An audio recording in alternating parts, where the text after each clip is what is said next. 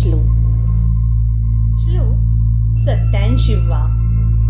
मुखी राम त्या काम बांधू शकेना, गुणे इष्ट धारिष्ट त्यांचे चुकेना.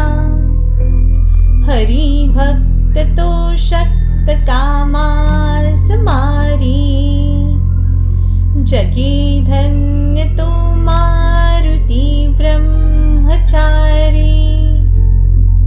याचा अर्थ असा घ्यायचा आहे की ज्याच्या मुखात राम नाम असते त्याला काम वासना बाधू शकत नाही.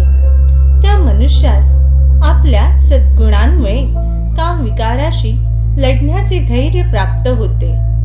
जो भगवंतांचा भक्त असतो तो काम विकारास मारण्यास समर्थ असतो.